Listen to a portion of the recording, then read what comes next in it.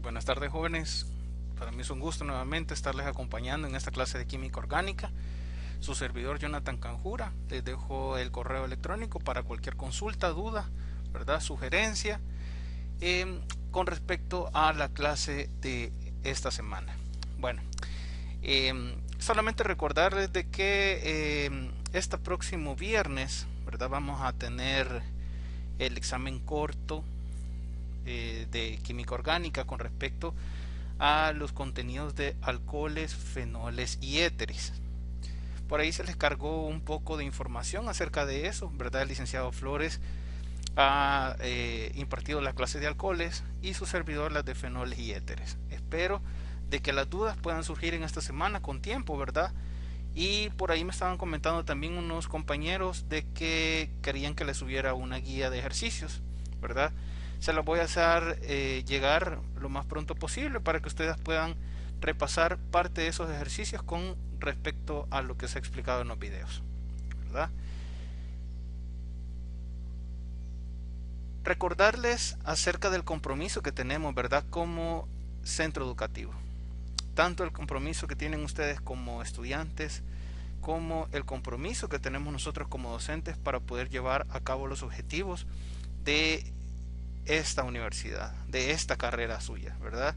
Esta facultad que está a la orden, ¿verdad? Y está siempre tratando de hacerlo mejor y esmerándose por llevar los contenidos al día con respecto a los contenidos que se tuvieron plasmados en ese cronograma de actividades al inicio del ciclo, ¿verdad? Recordarles también de que el contenido que vamos a ver este día forma parte siempre, ¿verdad?, de la unidad 3 acerca de los compuestos orgánicos oxigenados. Y por ahí pues recordarles también de que dentro de este grupo de los compuestos orgánicos oxigenados están los alcoholes, ¿verdad? Están los fenoles, los éteres, los aldehídos, las cetonas, los ácidos carboxílicos y las aminas, ¿verdad? O los compuestos nitrados o nitrogenados. Los objetivos de esta clase es que al finalizar la unidad, ¿verdad?, como tal, ¿verdad?, y que ahora en esta clase vamos a ver parte de esos objetivos, reconocer los diferentes compuestos orgánicos oxigenados en el caso de los aldehídos y las cetonas, comprender acerca de la preparación, propiedades y reacciones de estos compuestos y identificar, ¿verdad?, identificar la importancia de estos compuestos en medicina y campos afines. Como ya les mencioné, el tema de este día es la introducción de aldehídos y cetonas. Esta es una clase un poquito larga, así que la vamos a segmentar, ¿verdad?, en dos contenidos. Para la próxima clase, que es la segunda parte de este tema de aldehídos y cetonas, lo vamos a hacer sincrónica la clase. Quiere decir que vamos a buscar un horario en el que nos podamos conectar, ¿verdad?, tanto ustedes que tengan la disponibilidad como su servidor, para que podamos llevar a cabo algunos ejemplos de las reacciones de síntesis y obtención de estos compuestos.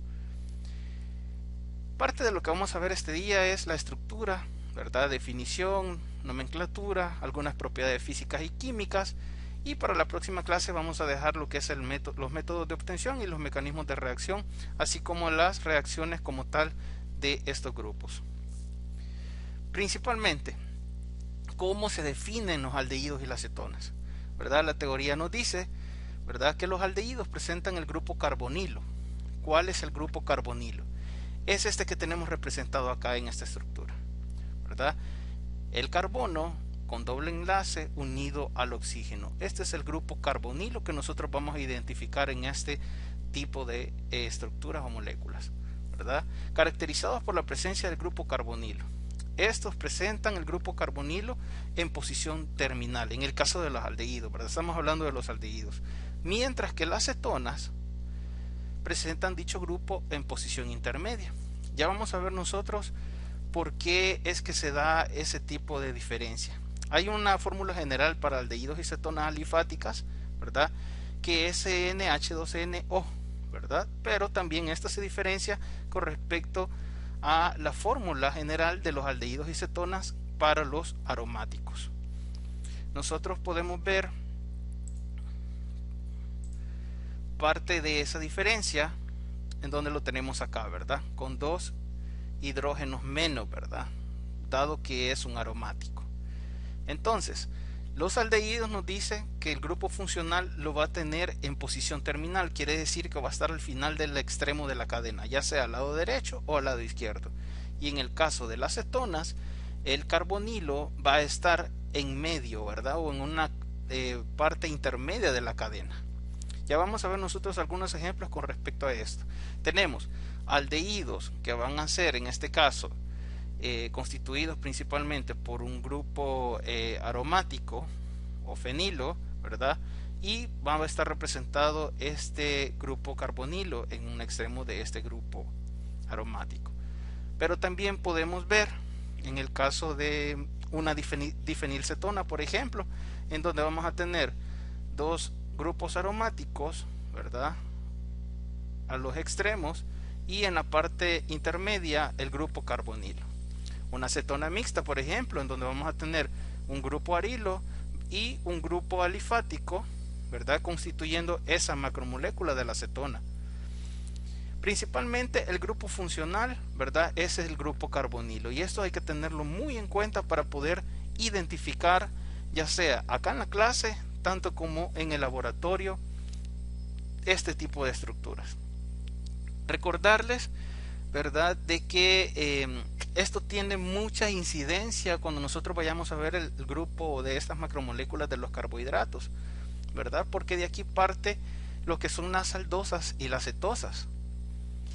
Y ya vamos a ver nosotros a qué se refiere esto, por qué tiene tanta similitud.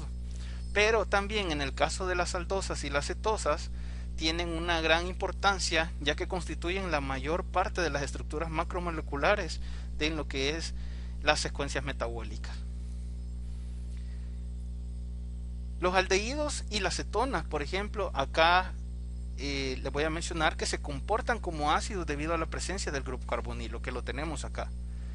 Esto es porque hace que presenten reacciones típicas de adición nucleofílica, y en este caso nosotros vamos a ver cómo el grupo, el carbono, ¿verdad?, y el oxígeno, por la diferenciación de cargas que tienen, en este caso una carga negativa del oxígeno versus una positiva del carbono, en esa diferenciación electrostática hace que esa estructura sea un poquito más fuerte, ¿verdad?, pero que es fácilmente oxidable. Con respecto a los usos y aplicaciones de los aldehídos, estos tienen un sinfín, ¿verdad? Están presentes en la naturaleza, pueden ser sintetizados químicamente, pueden ser aislados del entorno natural, pueden ser aislados de animales, de plantas, y utilizados en la industria principalmente, ¿verdad? Estos son intermediarios de los ácidos carboxílicos, de la síntesis de los ácidos, ya que dentro de esa etapa de la oxidación de los aldehídos principalmente, estos tienden a producir lo que son ácidos carboxílicos. Entonces, una etapa intermedia entre los alcoholes y esa transición a ácidos carboxílicos es estos compuestos de los aldehídos. Principalmente se utilizan para la fabricación de plásticos, resinas, productos acrílicos, la industria fotográfica. Se recuerdan que también cuando hablamos de fenoles había una aplicación de estos grupos con respecto a esto, ¿verdad? Se utilizan en la industria explosiva, ¿verdad?, o de explosivos. Se utilizan como colorantes, quiere decir que la industria textil es muy importante. Se utiliza como antiséptico y preservador de alimentos. Y en este caso, pues principalmente en la industria farmacéutica, ¿verdad?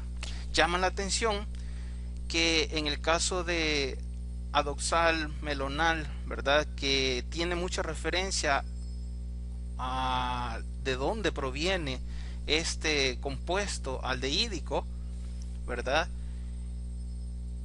Esto es más que obvio, ¿verdad?, que aquí tenemos el melón, ¿verdad?, y entonces por eso recibe el nombre común de melonal, ¿verdad?, pero esto en nomenclatura IUPAC tiene un nombre, ¿verdad? La parte más pequeña o el compuesto más pequeño de este grupo de los aldehídos es el acetaldehído, y nosotros lo vemos acá, ¿verdad? Aquí principalmente hay un hidrógeno, ¿verdad?, unido al grupo carbonilo, que lo vemos aquí, ¿verdad? Dos hidrógenos unidos a ese grupo carbonilo para poder conformar lo que es el acetaldehído, que es la molécula más pequeña de estos grupos importantes de los aldehídos, ¿verdad? En el lirio, por ejemplo, ese aroma específico que nosotros percibimos de las plantas, de las flores, ¿verdad? Esos son aldehídos.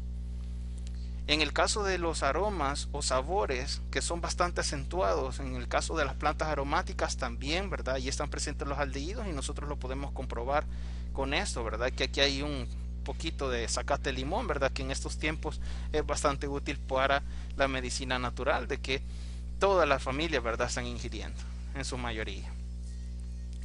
Con respecto a las características estructurales de los aldehídos y las cetonas, ¿verdad?, la geometría alrededor del grupo carbonilo es triangular y nosotros lo podemos verificar acá con un ángulo de 120 grados entre los enlaces presentes alrededor del grupo carbonilo. El grupo carbonilo, ¿verdad?, lo tenemos representado en la parte superior y vemos exactamente esa forma triangular que nosotros observamos con un ángulo de 120 grados. Sus grupos carbonilos principalmente están configurados con enlace sigma y pi, ¿verdad?, que le da ese doble enlace. Por lo tanto, configura una hibridación sp2, ¿verdad? Parte de lo que vimos nosotros cuando empezamos allá con los temas de química orgánica, ¿verdad? Y que incluso en química general ustedes lo vieron. Como les mencioné en la diapositiva anterior, esa diferenciación de cargas electrostáticas entre el oxígeno y el grupo carbonilo, ¿verdad?, o el carbono, hace que el grupo carbonilo tenga esa fuerza nucleofílica, ¿verdad?, entre los electrófilos y los nucleófilos, tanto del oxígeno como del carbono, para poder atraerse en sí y crear ese enlace muy fuerte. La clasificación de los aldehídos y las cetonas. Esto es muy importante. ¿Por qué? ¿Verdad? Porque nos está dando la pauta de que no solamente hay aldehídos alifáticos, también hay aromáticos, y lo explicamos en la diapositiva anterior. Aquí vemos un grupo aromático unido al grupo carbonilo, ¿verdad? Una cadena alifática que está representada con la letra R, ¿verdad?, unido a ese grupo carbonilo. Y en el caso de las cetonas se repite lo mismo, solo que ustedes deberían de fijarse acá de que no hay un CHO, sino que es un grupo carbonilo CO. Y este está en una parte intermedia entre dos cadenas alifáticas. Lo mismo sucede con la parte aromática, ¿verdad?, que puede estar en los extremos del grupo carbonilo, pero en el caso de las mixtas también en un extremo podría estar la parte aromática y en el otro extremo la parte alifática. Conforme a las generalidades, ¿verdad?, que nosotros podemos mencionar, tenemos las siguientes, ¿verdad? Ya sabemos nosotros que los aldehídos están conformados por este grupo, ¿verdad?, que tiene en etapa terminal, en una fase terminal que nosotros vemos ahí de la cadena, y en una parte intermedia nosotros vamos a identificar a las cetonas. ¿Qué es lo que pasa acá? Algunas generalidades de ambos grupos es que tienen el mismo grupo funcional, ¿verdad?, solo que uno se identifica como CHO y el otro como CO o CO. En el caso de la cetona, ¿verdad?, un CO o CO, ¿verdad?, y en el caso de los aldehídos se adhiere lo que es ese hidrógeno a la pronunciación, ¿verdad?, de ese grupo funcional que es el CHO. Son compuestos polares principalmente, ¿verdad? Nosotros lo vamos a evidenciar eso en el laboratorio, en las reacciones de identificación. Son isómeros de familia, en el caso de los alcanos, ¿verdad?, en el caso de los alcoholes, no forman puentes de hidrógeno, ¿verdad?, principalmente. Y hay una diferencia acá que yo quiero mencionarles. Las estructuras de las cadenas, ¿verdad? Aquí hay diferencias principales. Las diferencias estas, ¿verdad?, que son con respecto a la posición de ese grupo funcional en esas cadenas, ¿verdad? Los métodos de preparación son diferentes, la reactividad y algunas de las propiedades físicas, ¿verdad?, con respecto a la oxidación, que en el caso de la oxidación principalmente los aldehídos tienden a reaccionar y en el caso de las cetonas no, ¿verdad? Y ese poder reductor es lo que hace esa diferencia con respecto a estar frente a un agente oxidante como el dicromato de potasio, ¿verdad?, como el permanganato de potasio, que son agentes oxidantes fuertes y débiles que pueden hacer algún accionar con respecto a los aldehídos. Con respecto a las fórmulas, ¿verdad?, semidesarrolladas que tenemos acá, y les quería mencionar esto, ¿verdad?, en el caso de los aldehídos y las cetonas. Les mencioné que el compuesto o la molécula más pequeña, ¿verdad?, el compuesto más pequeño en este caso es el acetaldehído, ¿verdad?, o el HCO, que nosotros lo vemos acá, también conocido como metanal o formaldehído, que es otra de las nomenclaturas que tiene este compuesto, ¿verdad? Luego le sigue el etanaldehído, luego el propanaldehído, luego el butanaldehído y así sucesivamente. ¿Qué es lo que pasa? Esto deriva principalmente de la nomenclatura de los alcanos. Si yo en este caso tuviera un metano acá, ¿verdad?, para poderlo nombrar como un aldehído le tendría que agregar el sufijo al, ¿verdad?, para que sea metanal. No diría metano, sino que diría metanal. Y lo mismo sucede con el propano o con el propano, que es el alcano, ¿verdad? Y al pasarlo al aldehído obtendríamos nosotros lo que es un propanaldehído, ¿verdad? Se puede abreviar con únicamente la palabra propanal, ¿verdad? Y en el caso de del butano, ¿verdad?, tenemos acá lo que es el butanal. Pero cuando comparamos nosotros cómo se pronuncia en el caso de las cetonas, ya no va a ser el sufijo, ¿verdad?, al, sino que va a ser ona. Y en el caso del butano, si lo queremos mencionar como una cetona porque vemos identificado el grupo carbonilo en el centro, ¿verdad?, lo vamos a mencionar como butanona. A diferencia de la nomenclatura que nosotros podamos aprender en esta oportunidad, en el caso de los aldehídos, como son terminales sus grupos carbonilos, no los vamos a numerar cuando utilicemos nomenclatura IUPAC. Cuando utilicemos nomenclatura IUPAC con las cetonas, en este caso sí podemos utilizarlo. ¿Por qué? Vamos a nombrar o vamos a tomar el número más pequeño para poder ubicar a lo que es el grupo carbonilo en la cadena. En este caso no podemos empezar de acá, de derecha a izquierda, porque sería 1, 2, 3, ¿verdad? 4, butanona, ¿verdad? O butanona, ¿verdad? Cuando tenemos dos grupos carbonilos en la cadena y estamos identificando 12O, ¿verdad?, y es de la misma familia de la acetona, nosotros podemos ubicar lo que es butanodiona.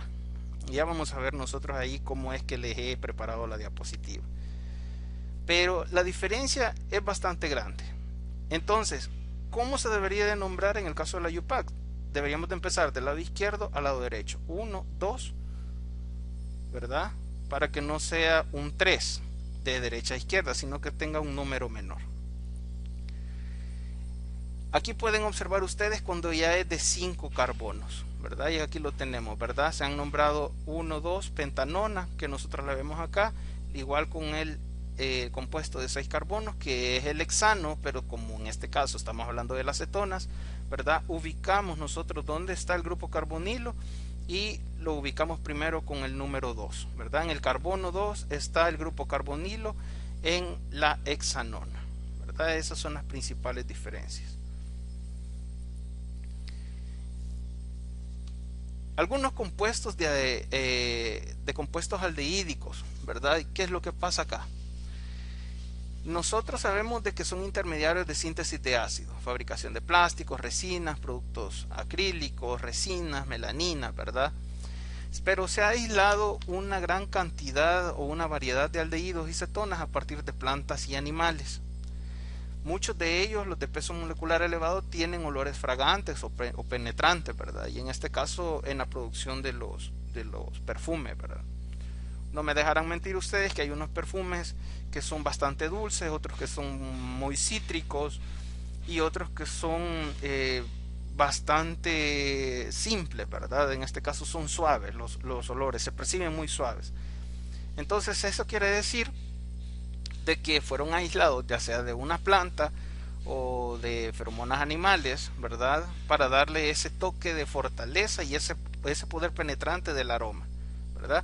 En el caso del acetaldehído, que nosotros lo vemos acá, es estructura más pequeña, ¿verdad? Más pequeña de los aldehídos. En el caso del benzaldehído, nosotros lo percibimos o lo observamos en lo que es la almendra, ¿verdad? Y cuando se obtiene lo que es aquel aceite de almendras, se puede percibir ese olor característico del benzaldehído, ¿verdad? Otro de los compuestos bastante característico, ¿verdad?, es el cinamaldehído, y que su nombre le indica, ¿verdad? Cinamaldehído viene de lo que es la canela, por su nombre científico Cinnamomum, ¿verdad? Y esto tiene un olor característico bastante fuerte, ¿verdad? Y principalmente aquella canela que viene en raja, ¿verdad? No en polvo, sino que en raja, ¿verdad? Y se tiende a cocinar con ella. Pero aquí hay algo más característico, y nosotros estamos hablando y hablamos de los compuestos anteriores cuando hablamos del formaldehído, ¿verdad? Y el formaldehído es el mismo que se utiliza para poder preservar algunos especímenes. En el caso de animales, en el caso de la biología, se utiliza bastante, ¿verdad? Y principalmente en anatomía. Algunos laboratorios todavía lo utilizan, ¿verdad? Ahora en día es que ya se tienen algunas plataformas digitales para poder observar en 3D, ¿verdad?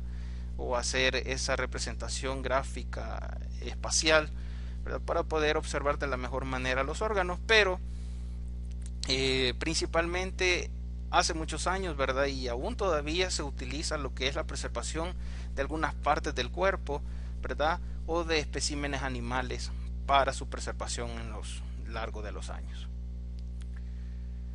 En el caso de los ejemplos de compuestos cetónicos, ¿verdad? Aquí tenemos principalmente a las acetonas, ¿verdad? Que son utilizados para lo que es diluir lacas, barnices, pinturas, y que también es utilizado de gran manera para poder limpiar las uñas, ¿verdad? En el caso doméstico, ¿verdad? En el caso de las uñas que son pintadas porque ya se dañó la pintura, ¿verdad? O el esmalte, se tienden a limpiar con lo que es la famosa acetona, ¿verdad? Que su nombre específicamente es dimetilcetona cuando hablamos de nomenclatura IUPAC. Así tenemos también, ¿verdad?, a la ciclopentanona, que la tenemos acá, ¿verdad? Y en este caso la ciclopentanona es utilizada para poder producir el nylon, ¿verdad? No sé si en alguna ocasión alguien ha tenido la oportunidad de tocar el hilo nylon, ¿verdad? Y ver que es bastante resistente. Déjenme decirles que está formulado principalmente de este compuesto de la acetona, ¿verdad? Que es la ciclopentanona. Así también tenemos la butano 2,3-diona, que como les mencioné en la diapositiva anterior, cuando tenemos dos grupos carbonilo, ¿verdad?, presentes en la misma cadena, lo vamos a nombrar como diona, ¿verdad? Ya vamos a ver cómo se pronuncia en el caso de los aldehídos. Este ejemplo, ¿verdad?, es claro para una acetona, ¿verdad? Y que le da el olor característico a esa mantequilla, ¿verdad? Y que se produce por la fermentación que se tiene en este compuesto, ¿verdad? Entre más fermentado y butano 2,3-diona o butanodiona que se le agrega a estos compuestos o que se va produciendo, es más fuerte el olor de la mantequilla. Recordemos, ¿verdad?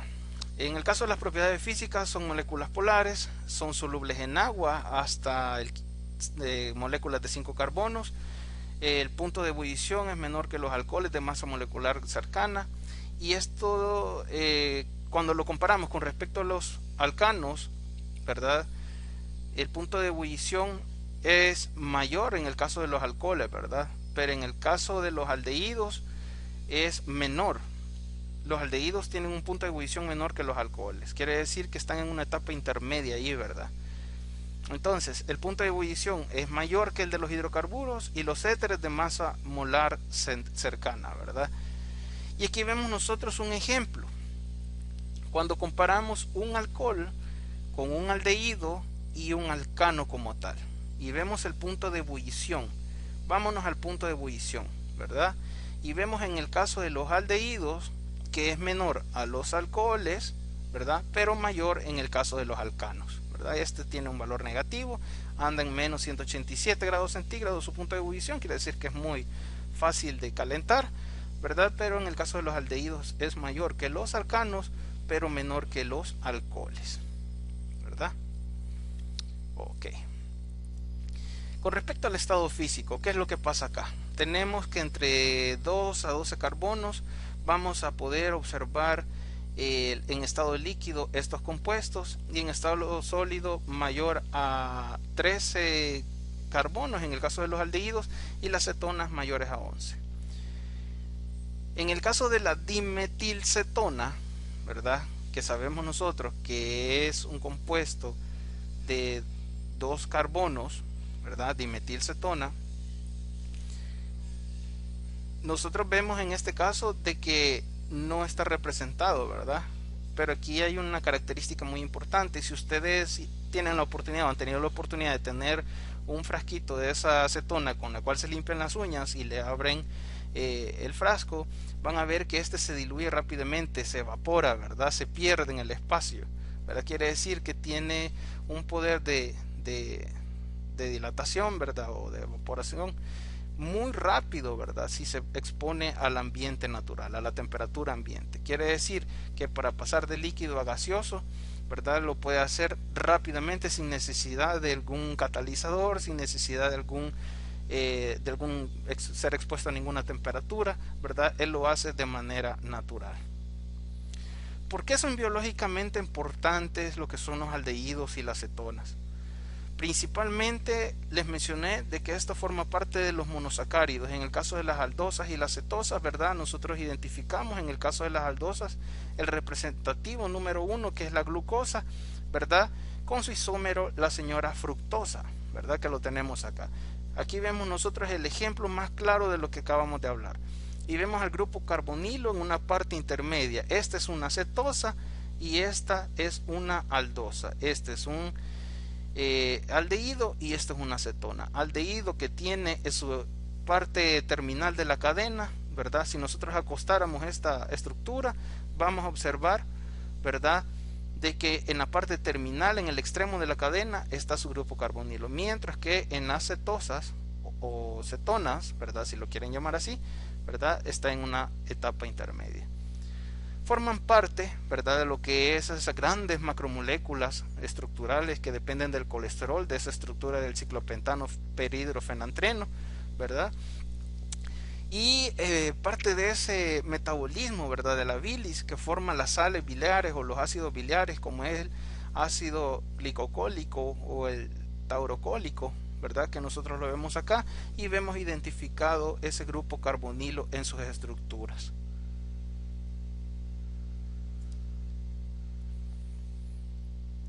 Asimismo, ¿verdad?, tenemos algunos otros ejemplos. En el caso de las hormonas sexuales, ¿verdad?, forman parte de las hormonas sexuales. En el caso de los estrógenos, nosotros vemos siempre en esta misma base molecular del ciclopentano perhidrofenantreno. En el caso de la estrona, ¿verdad?, para poder identificar este carbonilo, aquí tenemos otro carbonilo, ¿verdad?, y aquí tenemos otro. En el caso de la testosterona, en el caso de los caballeros, y la progesterona en el caso de las señoritas, ¿verdad? Tenemos también la filoquinona, que esta es la vitamina K, ¿verdad? Y también tenemos alguna identificación de ese grupo carbonilo en la vitamina C, ¿verdad? Tan importante hoy en día la vitamina C. Y tenemos el diacetilo, ¿verdad?, que este es el mismo fulano, ¿verdad?, que vimos nosotros allá en la representación de la mantequilla, ¿verdad?, o 2,3-butanodiona, ¿verdad?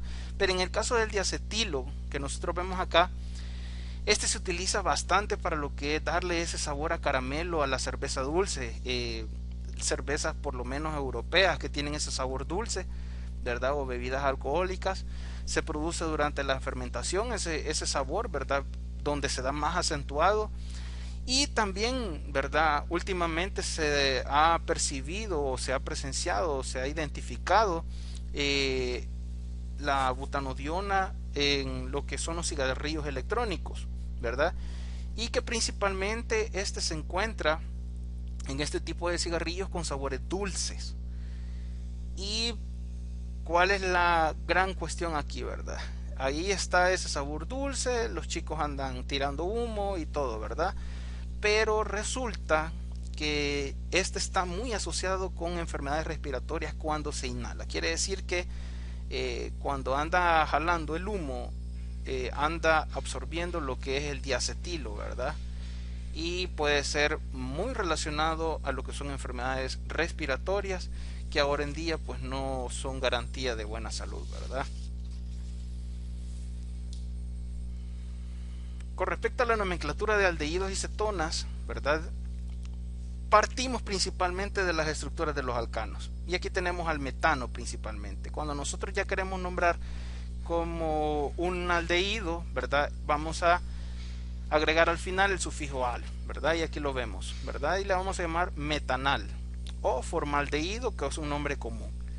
En el caso del etano, que es el alcano, ¿verdad? Cuando lo queremos nombrar como aldehído, este va a ser etanal, propanal, butanal, pentanal, ¿verdad? De 5 carbonos, ¿verdad?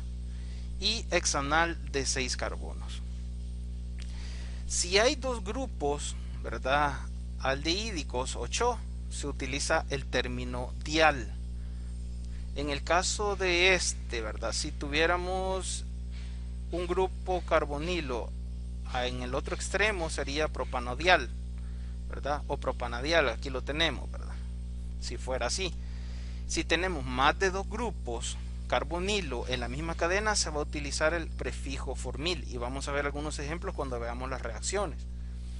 En el caso de las cetonas, ¿verdad? Siempre partimos de los alcanos para poder nombrarlos, haciéndoles el recordatorio, ¿verdad? Que el más pequeño de las cetonas es la acetona o dimetilcetona, ¿verdad? No existe la metanona, no existe la etanona, eso no existe, ¿verdad? Y tenemos otro ejemplo, por ejemplo aquí del butano, ¿verdad? Que lo nombramos como butanona. 1, 2, 3, 4. El 2 me indica en qué posición está el grupo carbonilo y vemos nosotros cómo se pronuncia en este caso, ¿verdad? Y en el caso del propano, ¿verdad? Que también se le puede llamar propanona cuando es referente a las acetonas, ¿verdad? Cuando es referente a la acetona se le puede llamar también acetona o dimetilcetona si utilizamos una UPAC. Dimetilcetona, 2 metil en los extremos y una acetona en el centro. Bueno, hemos llegado a la primera parte de esta clase. Para mí ha sido un gusto. Preguntas, comentarios, háganmela saber siempre, ¿verdad? Ahí tenemos muchos medios. Tenemos el foro de la semana, tenemos el grupo de WhatsApp, ¿verdad? El cual siempre se encuentra activo a las 24 horas por cualquier emergencia, ¿verdad? Menos a la hora de dormir, ¿verdad? Por favor. Y el correo electrónico que es siempre, ¿verdad? Este sí que es un poquito más revisado de lunes a viernes o de lunes a sábado, ¿verdad?